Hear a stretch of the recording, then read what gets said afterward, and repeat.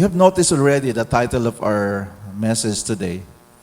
It is part of the series, One More Soul. And let's find out how it is connected with compassion. So, especially sa panahon natin ngayon, we are confronted with many situations, words being thrown to and fro, and sometimes we ask, nasaan ang compassion? May compassion pa ba na nangyari with all the harshness? Medyo may pagka-harsh sometimes yung mga words na lumalabas sa social media or even during conversations. Kaya eksakto itong pag-uusapan natin ngayon. How is the gospel connected with compassion? We need a lot of compassion today. Would you agree? Compassion. Madaling mag-judge sa mga tao these days. Madaling mapikon. Mahirap mapikon, di ba? Buti na lang, yung mga motorista sa atin sa life journey, walang nag-road rage, ano? Wala. Pero I admit, there's a temptation every now and then. Mag-road rage kaya ako. Kaya lang, panakunan ng video, ay si Pastor Vio, nag-road rage sa Harrison Road. So it's not glorifying God. So let's talk about the message today. This is based on Luke chapter 10, verse 25 to 37. Familiar. The passage is familiar, but we are looking at this passage from this perspective. Finding out anong connection ng gospel, the good news of the Lord Jesus Christ, and compassion. So as you can see in your card, yung handout natin, Luke chapter 10, verse 25 to 37. Let's read together. You don't have to stand for now. You can read either from the screen or from the card. So let's pray. Let's read, rather. One day, an expert in religious law stood up to test Jesus by asking him this question. Teacher, what should I do to inherit eternal life? Jesus replied, what does the law of Moses say? How do you read it? The man answered, you must love the Lord your God with all your heart, all your soul or your strength, and all your mind, and love your neighbor as yourself. Right, Jesus told him, do this and you will live. The man wanted to justify his actions, so he asked Jesus, and who is my neighbor? Jesus replied with a story. A Jewish man was traveling from Jerusalem down to Jericho, and he was attacked by bandits. They stripped him of his clothes to beat him up and left him half dead before or beside the road. By chance, a priest came along, but when he saw the man lying there, he crossed to the other side of the road and passed him by. A temple assistant walked over and looked at him lying there, but he also passed by on the other side. Then a despised Samaritan came along, and when he saw the man, he felt compassion for him. Going over to him, the Samaritan soothed his wounds with olive oil and wine and bandaged them. Then he put the man on his own donkey and took him to an inn, where he took care of him. The next day he handed the innkeeper 2 silver coins, telling him, take care of this man. If his bill runs higher than this, I'll pay you the next time I'm here. Now, which of these three would you say was a neighbor to the man who was attacked by bandits? Jesus asked. The man replied, the one who showed him mercy. Then Jesus said, yes, now go and do the same. God, we thank you for your word. We thank you, Holy Spirit, for preserving these passages until today, even this very day. We thank you, Lord, that it is available to us. So, Father, be glorified and be honored as we go through your word today. Through your Son, Jesus, the Word made flesh. In His name we pray. Amen. In some other translations, doon sa yung temple, saan na yun, no? A temple assistant, ano yun, Levite. Levite. So maganda yung translation dito. It is exact, but I'd like you to present a little bit. Marimain lang tayo, ano ba yung kaibahan ng priest saka yung Levites or yung temple assistant? Dominic, screen please. So let me show you.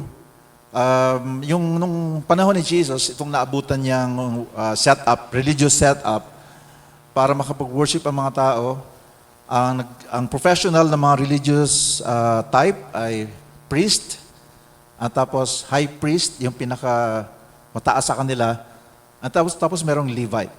So, sige Dominic, next screen. So, let's talk about the priests. Ang mga priests, they all came from the lineage of Aaron. Ang tawag sa nila sa Hebrew ay Kohanim. They are male descendants of Aaron, yung kapatid ni Moses. So lahat sila they belong to this line of religious servants. Yun ang mga priests. And they are considered, ang role nila is for them to mediate between God and man. Ganun ang setup kasi nung time na yun eh. Only priests could enter the holy temple areas to offer sacrifices, burn incense, and bless the people. Ang temple noon, tatlo yung section. Meron tinatawag na outer court, yun para yun sa mga guests, or nung panahon na yung tawag Gentiles, yung hindi Jewish people, or yung mga Jewish people na hindi sila ceremonially clean. Meaning, hindi sila nag-undergo sa mga ritual para ma-consider clean. Tapos, yung inner court, yun yung mga mag-worship na common people, worshipers. Tapos, Holy of Holies. Ang Holy of Holies, nakapasok lang yung high priest. So, nung unang panahon, lahat ng tao dependent sa kanila. Hindi sila makakalapit sa Panginoon kung wala yung mga priests. Di katulad ngayon na kami, mga pastors, ang role namin is mag-facilitate lang. Kaya nga, lagi kong kinokorek yung sinasabi ko minsan ng iba, Pastor, pag-pray mo naman ako kasi pag nag-pray ka, siguradong sasagutin the Lord. Ang lagi kong sinasabi, I know, it's not true. Because all of us, we have equal access to God. Ang role lang namin is to pastor, to love you. Yun. To make kulit-kulit every now and then. Mangulit na, come on, read the Word of God. So, sige, next please, yung Levites. Ang status nila, I used the word kanina na serving. However, as time passed by, anong nangyari, nagkaroon sila ng feeling na they are powerful people. So, they became political leaders as well. Kaya, sila kinukonsider na prestigious yung kanilang position. Pag ikaw ay nasa lineage ng priest, lalo ka na high priest ka, ikaw ay pinakamataas sa society. Okay, so let's talk about the Levites, or yung Levites. Levites were male descendants of Levi, one of Jacob's 12 sons, but not from Aaron's direct line. Yun ang mga Levite. Precisely, that's why they are called Levites, because they came from the tribe of Levi, isa sa mga anak ni Jacob. Okay, next. And they are the temple assistants. They are the temple support staff. So yun ang kanilang mga role doon. Sila yung mga nag-guard ng gate, musicians, and they would assist the priests. So nakita nyo na, no? Yung priests, they came from Aaron's lineage. Yung mga supporting staff ng mga priests, they are the Levites. Alright. Ibig sabihin, sila ay kinikilala ng society. Although, ang mga Levites, they are considered as a lower level priesthood, pero they are prominent. Kasi sila yung nandoon sa temple lagi. Alright? Unfortunately, dito sa ating binasa, nung time na yon, when Jesus was telling the story, yun ang criticism sa panahon ng mga religious leaders. They are viewed as corrupt. And they are disconnected from the common people. Yun ang kanilang buhay nung panahon na yon. So yun ang backdrop ng ating story as we move forward to finding out how the gospel is connected with compassion. Because I believe that the true gospel is not only proclaimed, but it is demonstrated through compassion.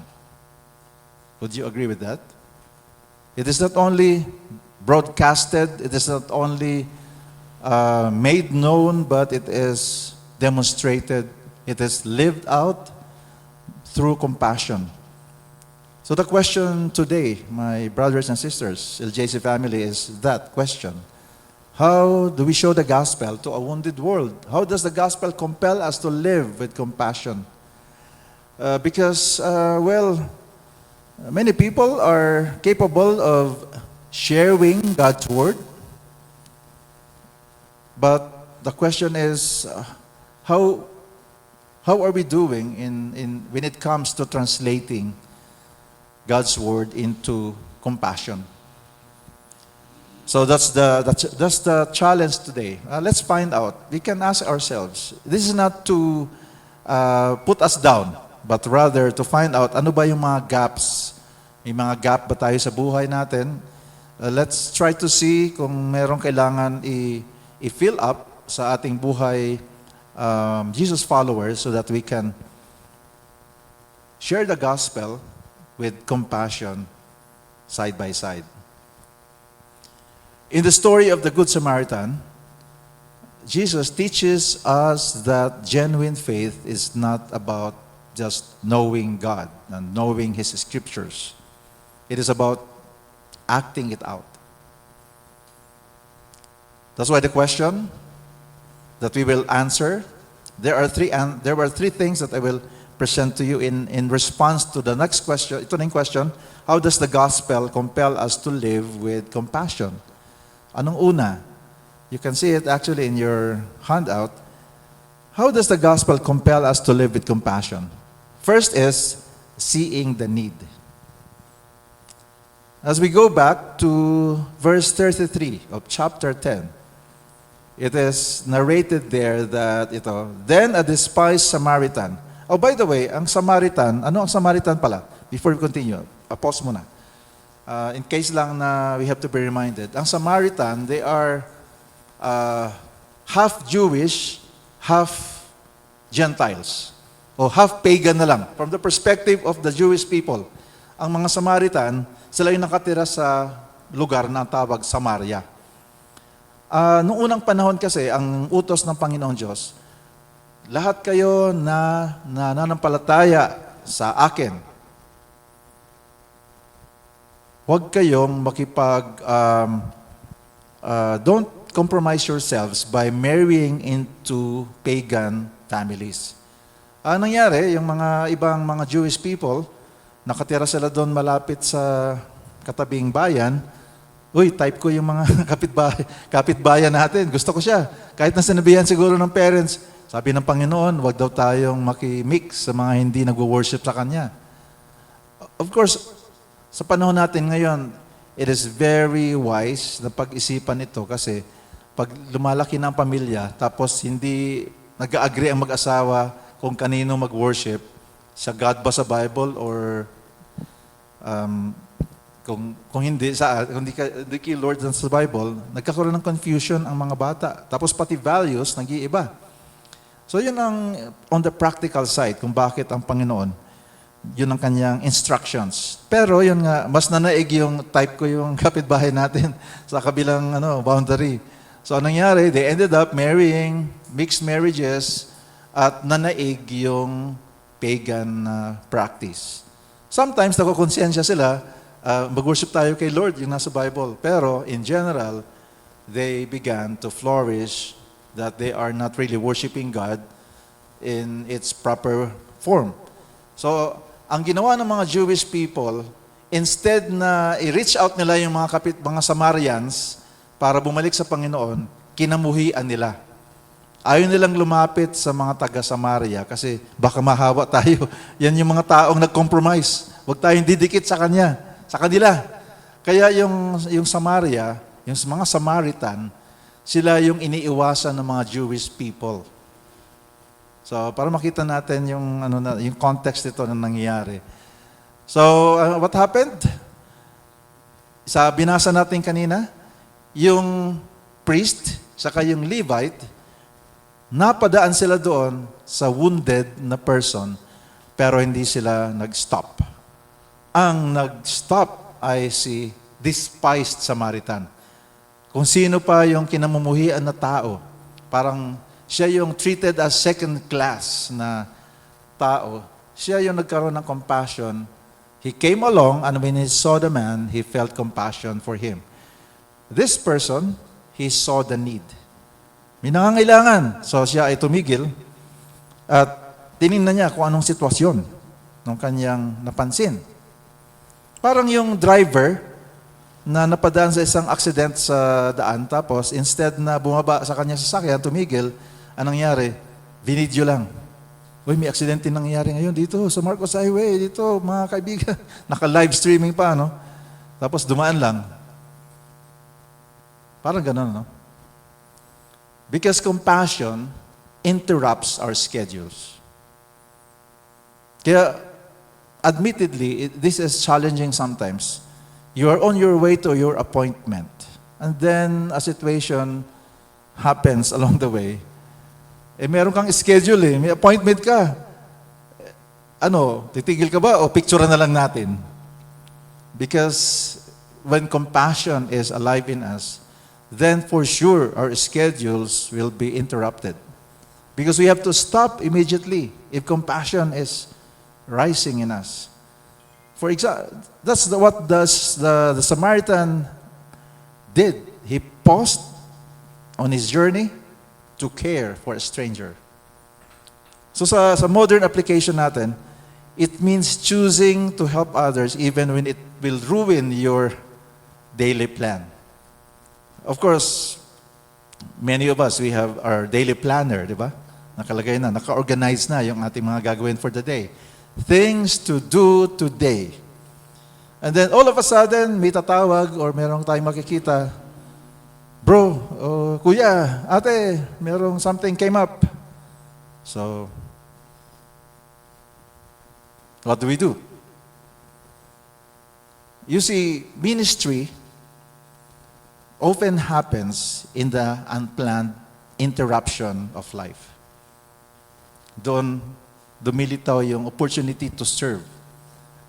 When I use the word ministry, it's just about, I'm not talking about yung sa worship team, sa preaching, or any other ministry, but the real meaning of ministry, which is service. So service, the opportunity to serve, becomes the chance for us to serve other people. When there is a circumstance that will cause us to stop and pause for a while to take a look at it, it becomes the open door for the opportunity to serve. Kaya pag sinabi natin yung word na God bless you, may ngipin. Madaling magsabi ng God bless you, di ba? God bless. Personally, I would rather you connect the word you when you say God bless you. Kasi ang God bless din parang in general lang God bless. Para kanino yun? Kaya mas maganda siguro pag kausap natin yung isang tao, God bless you. So, para sigurado sa kanya nakatutok yung nirelease mong God bless you. Pero, as I was saying, as what the passage is telling us, it's not enough to just say God bless you. Something has to happen. It must be translated into action. Yung aking bang mga sinasabi ay nakaka-entertain o nakaka-stir up sa atin, no? Because I'm not here to entertain us. I'm here to share something that will cause us to really live out our being Jesus followers. As we continue with the question, how does the gospel compel us to live with compassion? Ano pang itsura nito na isa? It is serving without condition.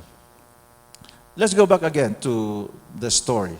In verse 34, going over to him, the Samaritan soothed his wounds with olive oil and wine and bandaged them. Wow. Yung dala-dala niyang resources ay ginamit pa niya Most probably, yung kanyang dalang wine and olive oil, because during those times, those items are not cheap. Ibig sabihin, merong nauna ng intention yung dala niyang olive oil and wine. But the Samaritan decided to use it for the person who needs to be taken care of. Kung napansin nyo, sa story, si Jesus ang nagkukwento ng story na to, walang question doon yung Samaritan na, oh, by the way, anong lahi ka? Ikaw ba ay Jewish? Ikaw ba Samaritan? Walang ganong interview, no? Walang interview na ganon. Hindi mo natanong, ano ka? Kanino ka? Anong kulay ng politika ka? Green ka ba? Red ka ba? Yellow, pink, or whatever. Walang ganong question, no? Ang nangyari, the Samaritan person decided to go ahead and attended to the need of the person, the wounded person. So serving without condition, no expectations as well. It's because compassion crosses social barriers, it crosses political lines as well. It doesn't matter kung ano yung economic category ng kausap o yung tao na nangangailangan. Kasi pwede rin, ay mayaman naman yan, sige bahala na. Siguro naman susunod yung mga staff nito, hayaan na natin, susunod, mayaman yan eh. Or on the other hand, sa extreme naman, hayaan mo na, ano yan, mga squatter yan sa tabi-tabi, kaya pag namatay yan, baka di nga mapansin yan eh. So pwedeng ganun, ano? So, the story that has been presented by Jesus, it erases biases. Dinidelete yung mga bias natin. Whether we admit it or not, tayo ay meron tayong certain na mga biases, di ba? Admitin na natin, sometimes we have this bias against this person. Sometimes if that person has this political view, medyo, hanggat maaari, ayaw natin pansinin. Tama ba yun? Kung minsan. O baka ako lang. Naku, ibang political view ng mamang to, kaya ayokong dumikit-dikit dito. Or basta hindi ko type yung kanyang mga pananaw. So we have these biases. Sometimes we have that bias. So how do we apply this to our time today? I believe that true compassion extends to people of different political, religious, or cultural backgrounds. Taga lowland man, taga highland, it doesn't matter. Bisaya, Ilonggo, Kapampangan, Bicolano, Pangasinan, walang kinalaman dito yung compassion. Amen? So, in connection with the gospel, God's grace is universal. Jesus died for everyone and not limited to human categories. Di ba sa John 3:16, for God so loved the Filipinos, for God so loved the Americans, ano nakalagay doon? For God so loved the world. For God so loved ito yung political agenda nila. For God so loved this, dito lang sa political group na to. But Jesus was sent by the Father for all of us. Kahit na iba-iba yung political views natin. Amen? Amen ba? Ang sarap pala no, ng agenda ng Panginoon Diyos. Hindi tayo kinaklasify na, dito lahat, yung mga red dito, yung mga yellow, green dito. Tapos, bahala na kayo. Pero ang ginawa ng Panginoon Diyos, He died for all of us. Amen? Kaya, pagtingin na tayo. Brother, kapatid, we are brothers and sisters in the Lord. We all have the same God who is compassionate. We all have the same Savior, and His name is Jesus. Therefore, as believers, we are not showing or demonstrating compassion for the spiritual credit. We are not trying to earn credit from God. Dagdag ang merit ito. Merit ito kay Vio kasi tinulungan niya yung isang taga-ibang political party, dagdag ka sa ano mo, may dagdag points ka. It's not about that. You're not trying to earn some favor from the Lord, but because we are favored by God already, the moment you welcome Jesus Christ into your life and recognize Him as Lord, your Lord and Savior, you are benefiting from His favor. So the reason we are showing compassion is because we are not trying to earn favor, but because we are favored already. Favored ka ni God. Kaya naman, sige, we extend this compassion. Kasi nauna nang binuhos ng Panginoon Diyos sa atin. So in serving, we are not here to gain, but to give, reflecting the love of Christ with no strings attached. I remember 2010, kami ni Flora, nag-usap kami noon, yung pagbibigay natin ng donut sa mga pulis noon with no strings attached. So, nagsimula doon na ganun. Wala akong kakilala halos noon sa Baguio City Police Office, even in Camp Dangwa. So, nag-agree kami, and then we talked to some friends. We decided to bless people with no strings attached. And then, noon pa dati, if you remember, doon pa tayo magkakasama sa Good News, na-led din tayo ni Lord na mag-gift wrapping pag Christmas with no strings attached. Ay, kasama kayo doon. Kasama doon sina Pin eh. Pinayagan kami ng Abanao Square, mag-set up doon ng isang table, tapos lahat ng pupunta doon, sige, we will wrap your gifts. Walang bayad. No strings attached. We are not requiring you to attend our church because binalot namin ang regalo nyo. There were some persons, sabi nila, pagkatapos na, wow, nakakatuwa naman kayo. Ito, nagdukot siya, nagbigay ng pera. Sabi ko, di ba, ma'am, ang usapan natin with no strings attached. You don't have to pay us. Hindi kasi nakakatuwa kayo, nakaka-bless eh. Ang sinabi ko na lang, ma'am, if you want really to bless others, please pay it forward. Huwag dito sa amin. You ask God kung kanino kayo magbe-bless. So that's how we serve, with no strings attached. Amen? Kasi si Jesus, sabi nga ni Paul, it was revealed to Apostle Paul, Jesus died when we were yet sinners. He did not die for us because He is expecting that one day you will say, Jesus, you are my Lord and Savior. When Jesus died, He was not thinking about that exchange that you will be presenting to Him. Yun ang ating compassion na galing sa Panginoon. There's one more answer to the question, how does the gospel compel us to live with compassion? It is about sacrificing with intention. Kanina, without condition, ito naman, with intention. I remember my mentor, isa sa mga mentors ko noon, si Pastor Oscar. Sabi niya, nandito na rin lang tayo, itodo na natin. Nandito ka na rin lang, ginagawa mo na rin lang, itodo na. Ito yung ginawa ng Samaritan. In verse 35, the next day, take note, the next day, he handed the innkeeper 2 silver coins, telling him, take care of this man. Because remember the story, after na nag-first aid siya, dinala niya doon sa isang inn. Tapos, kinabukasan, bumalik pa si Samaritan doon sa kung saan saan niya chinek in, yung wounded person.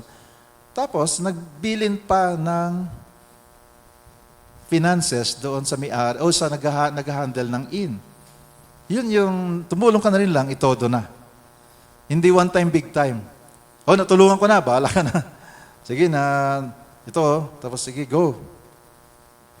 Ang ginawa nitong Samaritan na pinapakita sa atin is compassion must have intentionality because it is not a one-time act. Remember, the Samaritan gave his time, his money, and his care. Ibig sabihin, love that is real is consistent. Ang tunay na pag-ibig ay consistent. Hindi lang ang tunay na pag-ibig, hindi lang dahil sa mag-asawa, nag-I do ka, no? At you feel romantic, but it is, love mo pa rin siya kahit na hate mo siya ngayon. Sometimes, ito, biruan namin to ni Flora. Sometimes, oh, I am sleeping with my enemy. Kasi nagkatampuhan kayo, nag-away kayo. Pero you choose to love that person pa rin, no? So that is love. Even if sometimes you don't feel like loving, ngayon, mas madaling sabihin yan sa mag-asawa. But how about strangers? How about other people? It's like taking care of plants. Pag nagtanim tayo ng halaman, di naman na tinanim natin, tapos, halaman, bahala ka na lumago, di ba? Bahala ka na, you take care of yourself.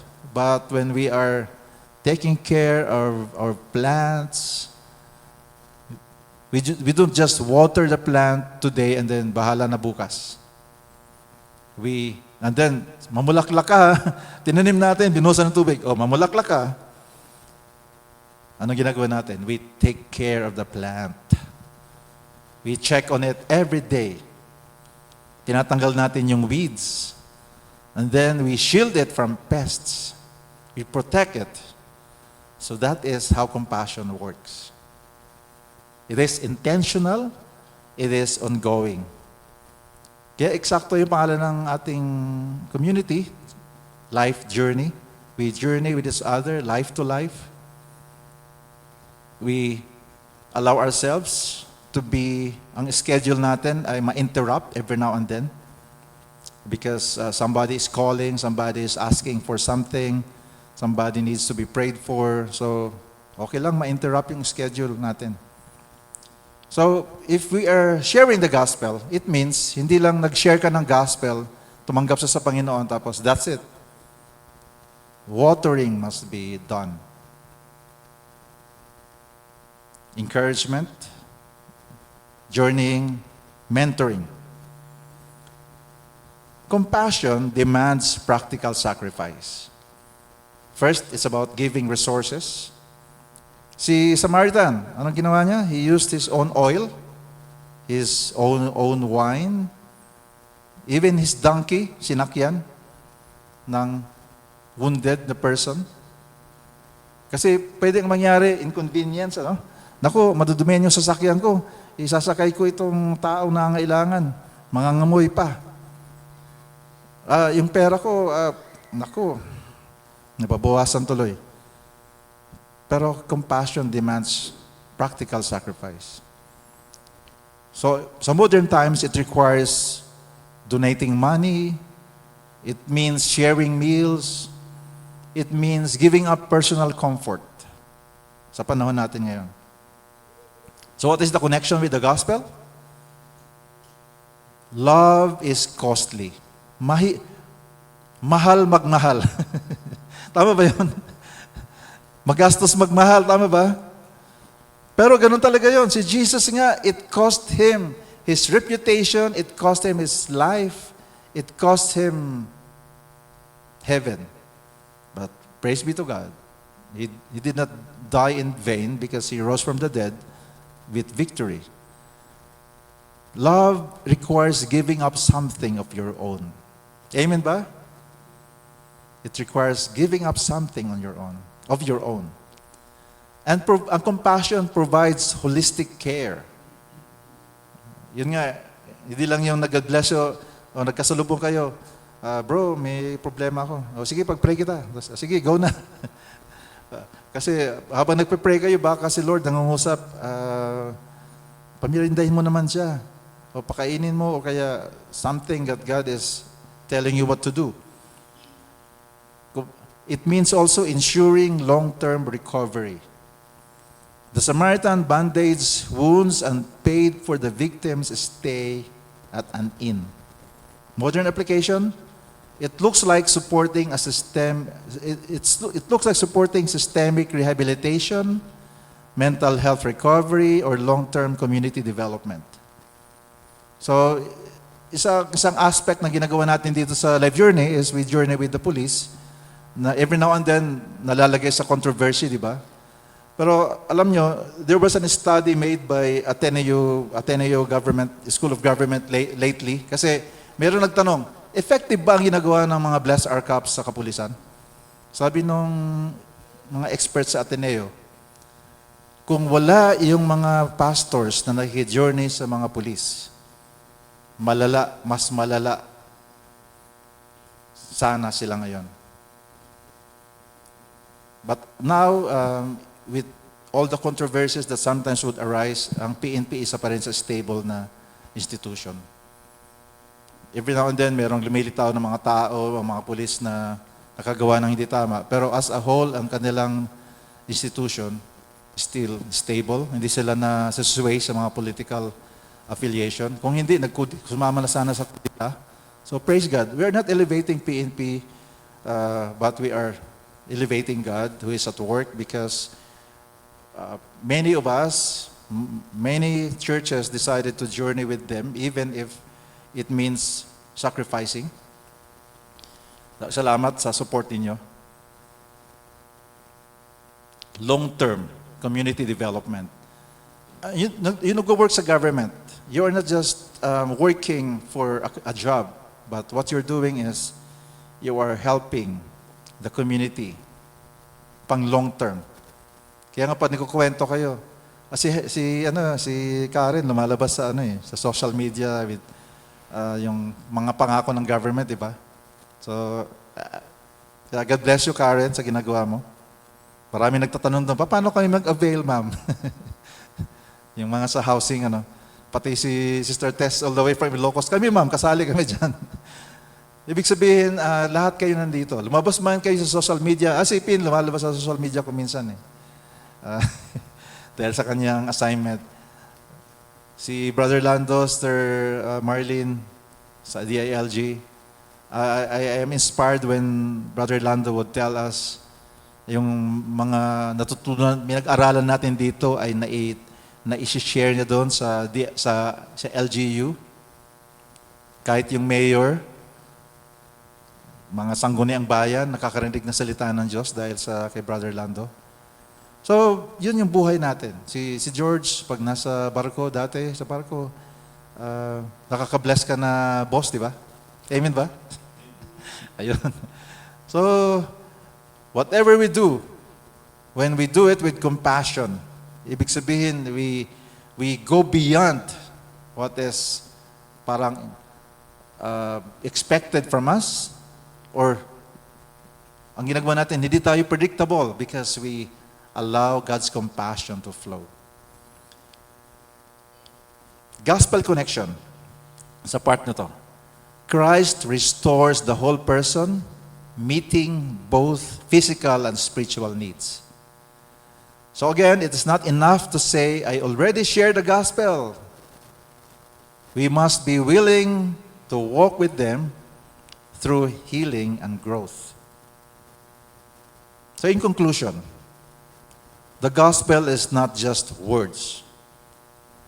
The gospel is lived out love. Can we say it? Live out love. One more time. Live out love. So that is the gospel. If God's compassion brought us salvation, then our compassion must become the bridge that brings others to the gospel. Amen? So that is the opportunity that we have, the privilege as Jesus followers to become the bridge to other people through compassion that flows from God through us, that will bring them to Jesus Christ. So the call to action this week is, Life Journey family, somewhere in your life right now, someone is lying on their own Jericho road. Baka along the way sa buhay nyo this week, or probably napapansin nyo na, meron doon isang nasa Jericho road na nangangailangan napansinin. Wounded siya. Ini-ignore siya. Dinadaan-daanan lang. Ang tanong ngayon is, will you walk past that person? Or will you stop? That's the question for us today. Because compassion is the gospel in action. It reflects Jesus. The Samaritan models Jesus, who found humanity broken and rescued us at His own expense. Sa panahon natin ngayon, maraming broken. Not just broken physically, but also broken because of the circumstances happening around us. So as we apply this to our modern time, doing good works validates the message of the gospel to a skeptical world. Especially this time, Bible verses are flying all over, and some people are saying, oh, wala kang karapatang mag-quote ng Bible verse. Di ba? Maraming lumilitaw na ganon. So, maraming tao ngayon na skeptical when we just throw Bible verses. Kaya ito ngayon yung opportunity natin to really live out and stand out kung totoo ba yung message na nasa atin. Anong message? That Jesus Christ is our Savior and He is in us. So doon ngayon malalaman ngayon ng isang skeptical na mundo kung tunay ang mensahe natin when compassion is being demonstrated. Di ba? Madaling magsalita, madaling mag-preach sa social media. Pero is compassion alive? Because after all, faith without active love and good deeds is dead.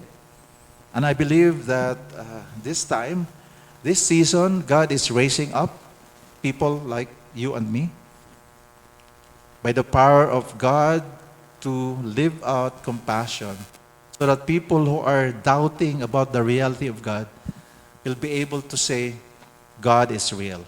Because itong kaopisina ko, itong kapitbahay ko, hindi lang siya magaling magsalita, kundi yung buhay niya ay nakakakitaan ng pag-ibig ng Panginoon Diyos. Ramdam ko, feel ko ang kanyang pag-ibig. Feel ko ang Panginoon sa kanya. So I'd like to throw this challenge to us this week. If you're in a family, would you make time for someone in need? That person must be in need emotionally or spiritually or practically. Find out. Ang gawin natin, spirit-led. Allow the Lord to direct you. Kasi ang daming kailangan ng tulong, pero meron si Lord dinadirect sa'yo. Ask God, Lord, sino? Dito sa opisina ko, sino Lord yung agenda mo for this week? Show me to that person. Si Jesus, kaya alam niya kung sino ang ipagpipray niya para magkaroon ng healing. Actually, di na siya nagpipray pala. Pag nagkaroon ng kailangan ng healing, ang ginagawa niya, di na pinipray. Sabi niya, get up, walk. Kasi, bago siya lumabas, nagpray na siya at nakausap na niya ang Ama sa Langit. Kaya, ang Ama sa Langit, nagbigay na sa kanya ng direction. Kaya, ang kailangan natin gawin is we talk to God continually. We pray, we ask God, Lord, how would you like me to go about this day as I walk out from my house? And then, can you show God's love, not just in words, but in action? And remember, compassion opens doors for the gospel. So, Life Journey family, this week, let us live out the gospel with our hands, with our feet. Di ba, ang sabi sa isang message natin the other Sunday, beautiful are the feet who brings the good news. So, beautiful na ang feet natin. So, let our feet, our beautiful feet, go. And our hands, gamitin natin ang hands na to, na bless ng Panginoon. And our hearts.